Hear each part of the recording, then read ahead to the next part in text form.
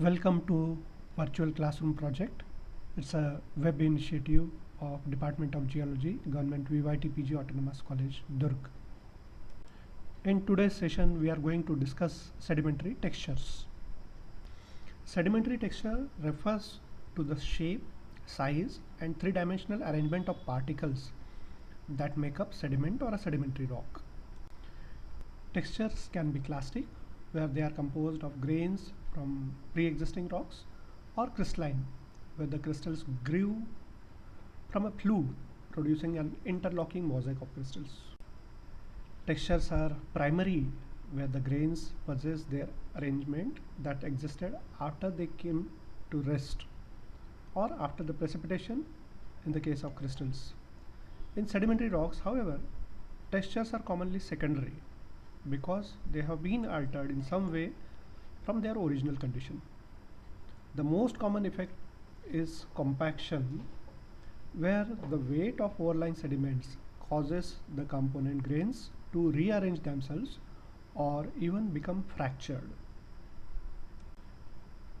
Whenever we describe the sedimentary textures or a sedimentary rock in terms of textures, a complete description of the texture of a sedimentary rock should include statements about each of these factors: size of grains, sorting, degree of roundness and sphericity of grains, an estimate of the porosity of rock, packing of grains, description of the matrix, induration of the rock, and a statement about the textural maturity of the rock.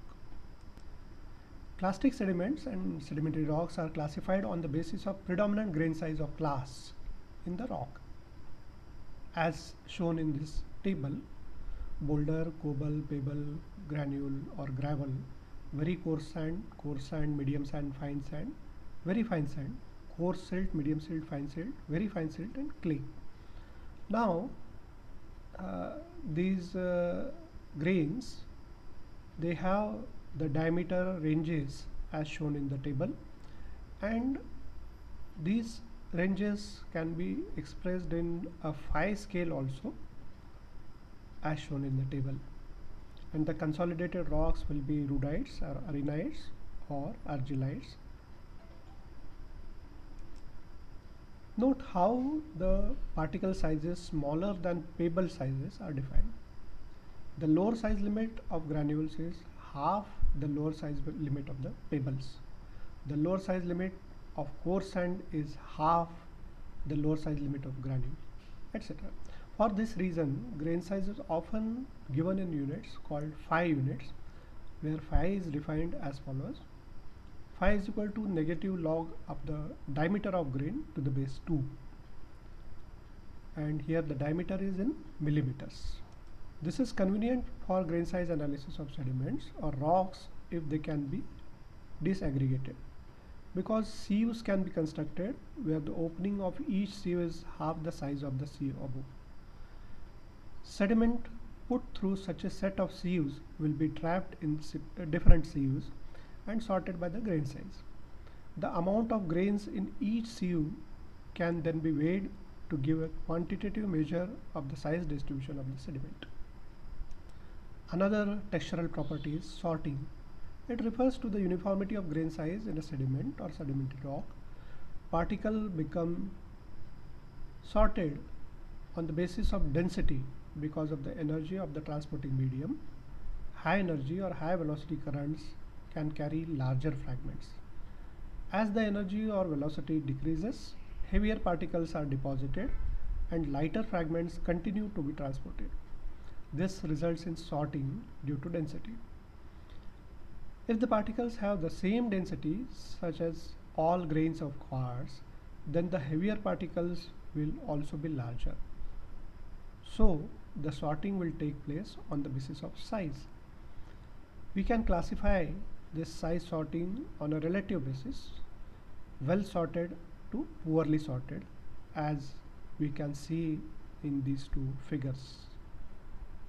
In a more quantitative sense, sediments can be sieved to determine the distribution of grain size by weighing the amount of sediment or disaggregated sedimentary rock that occurs in each sieve, then resumming to 100. A histogram can be constructed to show the size distribution of the sediment. To simplify matters, we can also construct a frequency curve by drawing a smooth curve through the midpoints of the histogram. In a quantitative sense, sorting is a measure of standard deviation from the mean grain size. Thus, on a histogram or a frequency curve, a narrow peak has a low standard deviation and would represent well sorted material. A broad, sprayed out frequency curve would indicate a poorly sorted sediment. Beach sands and dune sands tend to be well sorted because the energy of the waves or wind is usually rather constant. The coarser grained sediment is not carried because the wave or wind velocity is too low to carry such large fragments, and the finer grained sediments are kept in suspension by the waves or wind. Mountain streams, because they have many turbulent eddies where the velocity of the stream changes suddenly, and it usually shows poorly sorted sediment on the bottom of the stream channel. Similarly, glacial till, because it is deposited in place as glacial ice melts and is not transported by water, tends to show poor sorting. So we can see this property graphically in the figures. Here we can see well sorted beach sand or dune sand and poorly sorted glacial till or mountain stream sediment. The shape of a sedimentary particle or a grain, what we call gravel, sand, silt and clay, is essentially its geometric form. The geometric form of a particle depends on two different concepts: the relative length of the particle intercepts along the three perpendicular axes A, B and C, corresponding to three orthogonal axes X, Y and Z respectively.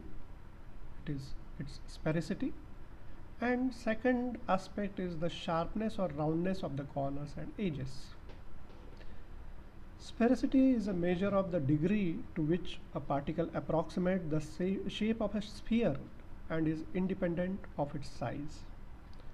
Roundness is the measure of sharpness of a particle's edges and corners.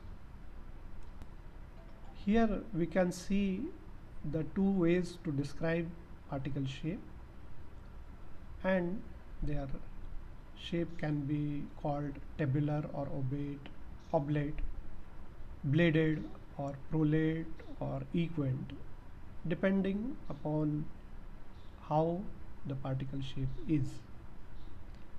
And the particle shape is described on the basis of the ratios of short and intermediate diameter to ratio of intermediate and long diameter.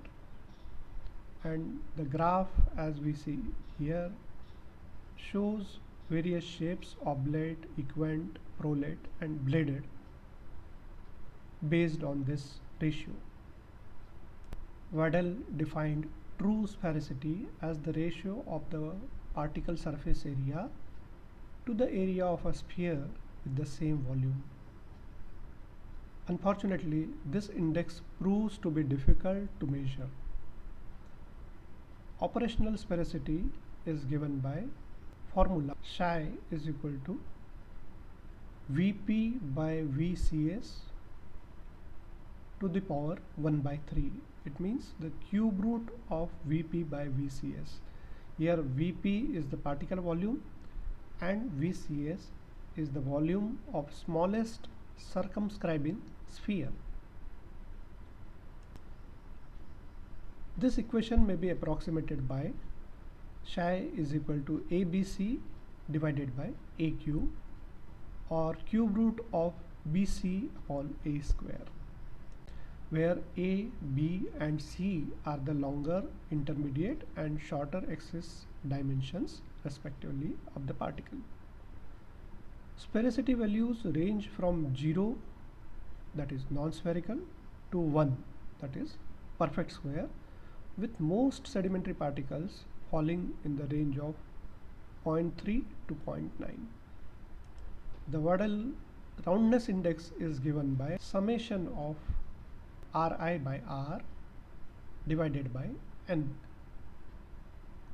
Here Ri is the radius of curvature of particle corners, and R, capital R, is the radius of the largest inscribed sphere, and N is the number of particle corners measured, as we can see from this figure.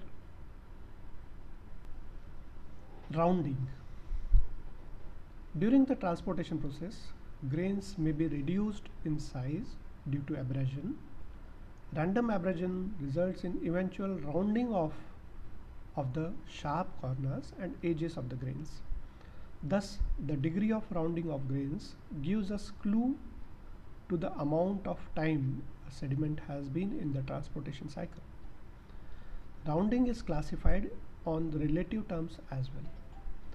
Note that rounding is not the same as sphericity. Sphericity is controlled by the original shape of the grain.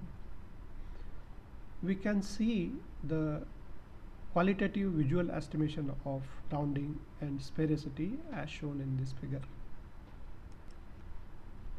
Here the sediment particle has been subclassified in terms of high sphericity, medium sphericity and low sphericity, and in terms of very angular, angular, subangular, subrounded, rounded and well-rounded classes. Porosity is the percentage of volume of the rock that is open space or pore space. This determines the amount of water or other fluids like petroleum that a rock can contain. In sediments or sedimentary rocks, the porosity depends on the grain size, the shape of the grains, the degree of sorting and the degree of cementation. Well-rounded, coarse-grained sediments usually have the high porosity than finer grain sediments because the grains do not fit together well. Angular grains of fine-grained sediments can be compacted to fit together better, and thus porosity is reduced. Mud rocks, because of fine grain size, usually have very low porosities. We can see how the porosity varies with grain size in this figure. Poorly sorted sediments usually have lower porosity because the finer grained sediments or fragments tend to fill in the open space. Cementation is another factor. Cementation that takes place during diagenesis tends to fill in the pore space. Thus, highly cemented sedimentary rocks have lower porosity than do the poorly cemented sedimentary rocks. The packing of grains refers to the arrangement of clastic grains entirely apart from any orthogenic cement that may have later crystallized between them.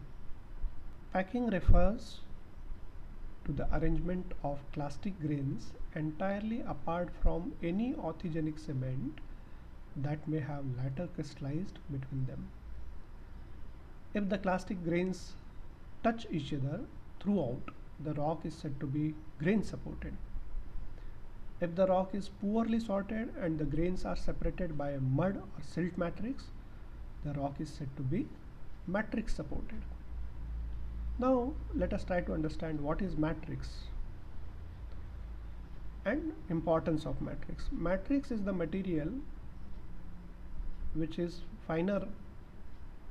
composed of fine grains, and these grains occupy the space between bigger fragments or bigger grains. If the rock is poorly or moderately sorted, the percentage of matrix and the texture of matrix should also be described. Induration refers to the hardness of the rock or how easily it breaks apart. Well indurated rocks are difficult to break with a hammer. Moderately indurated rocks can be easily broken with a rock hammer. poorly indurated or friable rocks break apart easily in your hand. The term non-indurated would describe a sediment that has not undergone any cementation. Now let us try to understand the textural maturity. The longer sediment is involved in transportation cycle, the more time it has to become well sorted. Similarly, the longer the sediment is transported, the more time is available for grains to lose their rough edges and corners by abrasion. Thus, we consider a texturally mature sediment to be sediment that is well sorted and well rounded. Note that sediment tends to become both texturally and mineralogical mature the longer it is in the transportation cycle. Let us discuss the factors which govern the textures of the sedimentary rocks. Number one is the distance transported or time in the transportation process. The longer grains are in the transportation process, the more likely they are to change shape and become sorted on the basis of size and mineralogy. This also controls extent to which they break down to stable minerals during the transportation process. Number two is the biological activity with the sediment prior to diagenesis. Burrowing organisms can redistribute sediment after it has been deposited, thus erasing some of the clues to the original environment of deposition. Number three is the chemical environment under which diagenesis occurs. During diagenesis, grains are compacted, new minerals precipitate in the process in the pore spaces. Some minerals continue to react to produce new minerals, and some minerals recrystallize. What happens depends on the composition of the fluids moving through the rock, the composition of the mineral grains, and the pressure and temperature conditions attained during diagenesis. These are the names of books and websites which were referred to prepare this presentation. Thank you.